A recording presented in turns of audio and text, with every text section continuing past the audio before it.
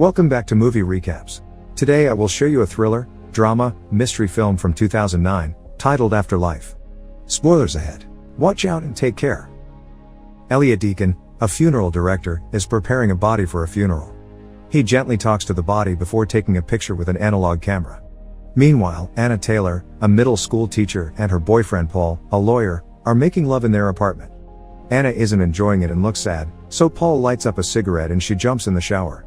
While showering, Paul and Anna start discussing their relationship. He is wondering whether she is happy. Even though she says she is, Anna is obviously depressed and anxious. After her morning fight with Paul, Anna goes to work. When she arrives there, she finds a little boy, Jack, being bullied by older students. She saves him and Jack asks her about a little chick they keep in the classroom.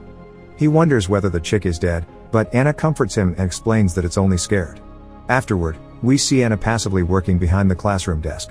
She seems unhappy and deep in her thoughts. She takes pills and continues to work. Later, as she leaves the school, Anna notices how the lights in the hallway are shutting off one by one. She gets scared and starts running toward the door as the entire hallway quickly immerses into darkness. Anna becomes extremely frightened, on the verge of screaming when Jack arrives and turns the lights on. She's happy to see him and they exit the school together. When Anna tells him she's going to her old piano teacher's funeral, Jack insists she comes with her.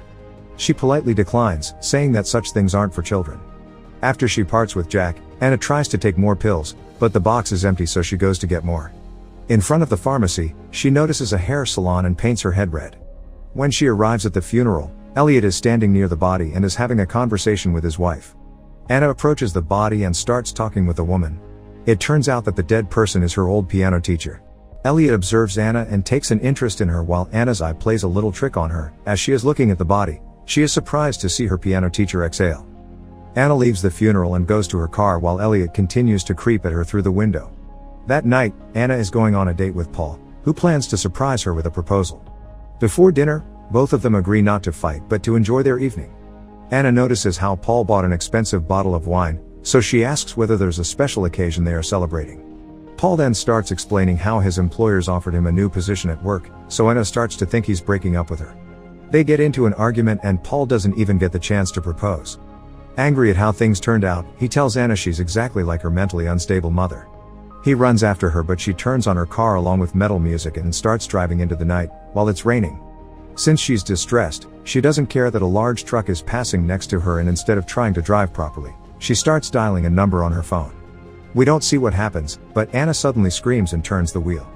Next thing we know, she's in the basement of Elliot's funeral home, lying on an embalming table with a bruise on her head, wearing a short red dress. Elliot approaches her and starts cutting her clothes. Suddenly, she wakes up. The mysterious funeral director then tells her that she was in a car accident and that she's officially dead. She doesn't believe him so he shows her the death certificate.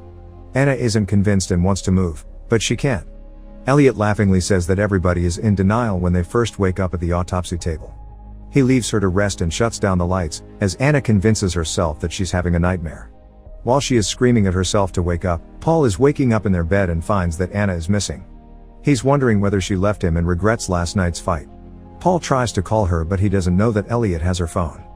The answering machine turns on and Paul explains how he wants her to come to Chicago with him, not break up. Elliot ignores the call and instead, he puts the phone in a paper bag and creepily opens up an old cupboard filled with dozens of paper bags. Then, Elliot takes the picture he took from Anna's dead piano teacher. As he is attaching it to a wall filled with similar pictures, he starts talking to the picture about Anna. Paul goes to look for his girlfriend at the school but she isn't there so he goes to her mother's place. Anna's mother tells Paul that her daughter is dead and blames him for letting her drive in the rain. Paul is left in disbelief and tears as Anna's cold-hearted mother says that she never liked him.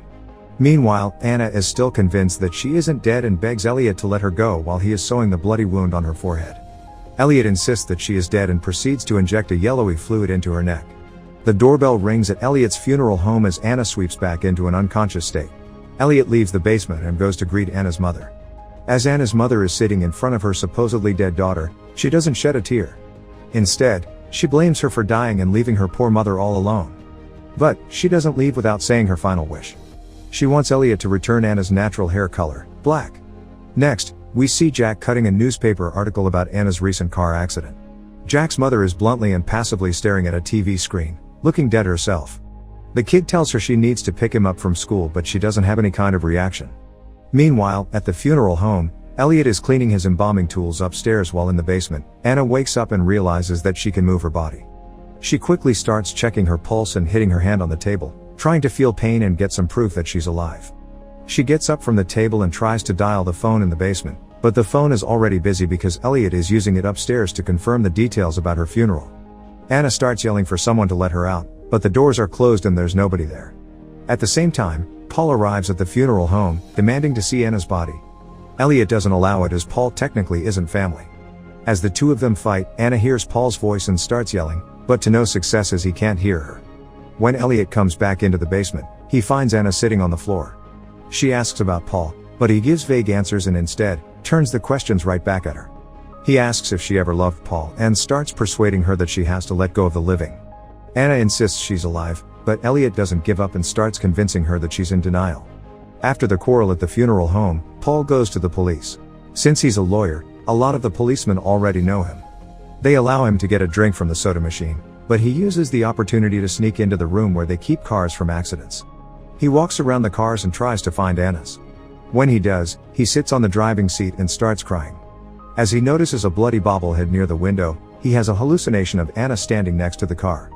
He gets scared, but luckily a police officer who's his friend comes and comforts him. Paul takes the bobblehead with him and heads home. While Paul is having a breakdown, Anna takes a knife to try to pick the basement door's lock. But, as she approaches the door, she sees another body in the basement, the old woman Ms. Whitehall. Anna becomes nervous and starts rethinking the situation. Seeing the dead woman, she feels deep in her bones that she doesn't want to be dead. As this is happening, Elliot enters the room, but first, he adjusts the thermometer and drops the room temperature.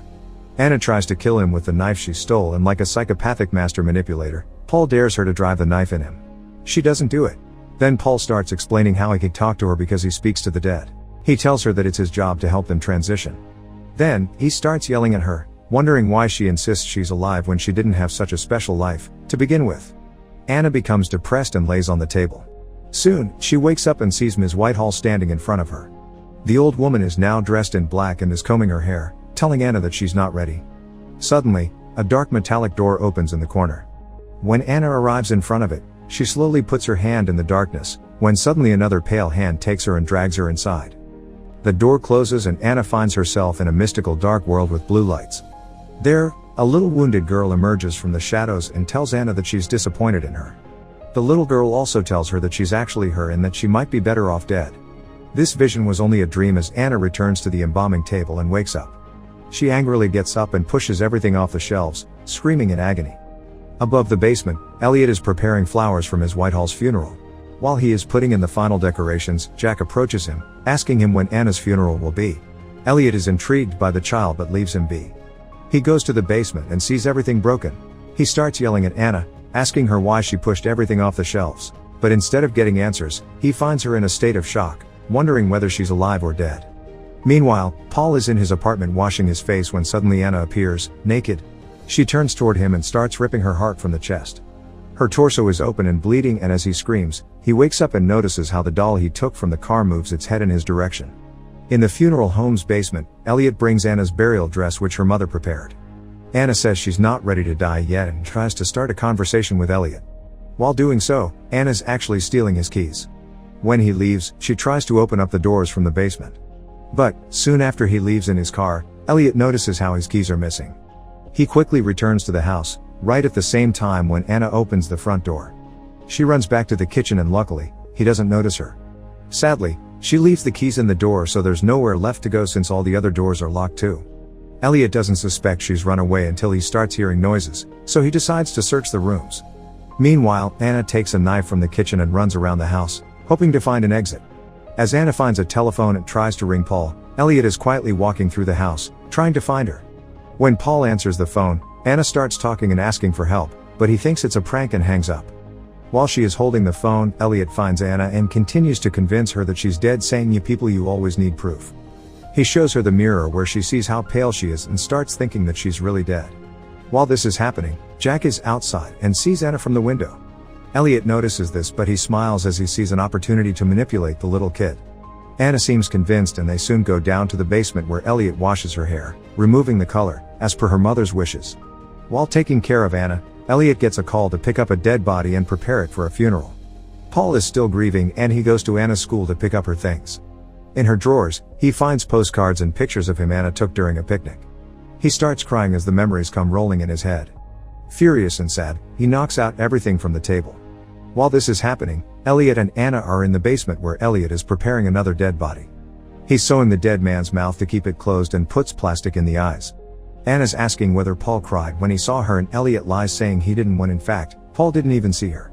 She asks Elliot why do people die and he tells her that it's because death makes life important. Then, he injects the yellow fluid into her neck again, making her unconscious. In school, Paul meets Jack and the little boy tells him that he saw Anna at the funeral home wearing a red dress. Paul says that Anna didn't have a red dress but Jack insists she saw her. Paul loses his patience and when Jack says that maybe Paul doesn't love her anymore, he slaps the kid hard. In the funeral home, the weird Elliot is looking at the pictures he takes from Bodice and starts talking to them. Suddenly, he sees a police car in front of his house and gets scared. When the police officer arrives at the door, he asks to see the dead body. Elliot draws back like he's thinking of an escape plan but turns out the policeman is the new dead body's brother. Elliot sighs in relief and takes the policeman to the basement. While looking at his brother, the policeman notices Anna's body. She is unconscious, but her head slightly moves. The policeman asks Elliot a few minutes alone with his brother and when Elliot leaves, he goes toward Anna's body. It seems like he suspects she's alive, but the only thing he wanted was to touch her. As the policeman touches Anna, Elliot re-enters the basement, confused at what he just saw. The policeman leaves and Elliot gets angry. He starts obsessively putting makeup on the dead brother, making him look like a clown. He talks to the body but since the body is really dead, nobody replies. Meanwhile, Jack doesn't give up on his suspicions and visits the funeral home again. He goes toward the new body when Elliot arrives and scares him. Elliot tells the child that the dead are drawn to Jack because he has a gift. He tells him they both have a gift, like Lazarus who raised Jesus. He tells Jack that the first one who spoke to him was his mother and then offers to teach the kid how to use his gift. While driving, Paul sees a red dress, just like the one Jack described. He remembers that Anna did have a red dress and quickly drives to the funeral home. There, he finds Elliot pruning his bushes and insists he sees Anna. He tells him that Jack saw her in the window, but Paul explains that the boy is a frequent visitor of the funeral home and has a vivid imagination. Paul gets really angry and enters the house, screaming Anna's name while running toward the basement. Anna wakes up at that exact moment, but she doesn't react as now, she believes that she's really dead. Paul leaves and goes straight to the police, demanding they do a search of the funeral home. The police don't take him seriously because they think he's only grieving. In the funeral home, Anna is on the table and Elliot is prepping her for the funeral. She starts opening up, telling Elliot how she has regrets and wanted a different life. Anna tells she lived in a routine and never really allowed herself to love because she learned as a child that love can only hurt you. When Elliot asks her what would have made her life better, she replies that she only wanted to be happy. Elliot gets angry and starts questioning her life and her relationship with Paul. He then opens the door and tells her to leave and that she has another chance. But Anna has a frightening hallucination and stays at the doorway, not moving a muscle. Elliot then laughingly says, like he is proving a point, that people aren't afraid of death, but of life. They get back to the table where Elliot is finishing his preparations for the funeral. Later, he goes to dig up the hole for Anna in the graveyard when Jack suddenly arrives. The kid wants to learn from Elliot so he asks for advice. Elliot then explains his life philosophy. He says that he has the power to see Bodice, which are people who are not necessarily dead but who wander around aimlessly, making life more miserable.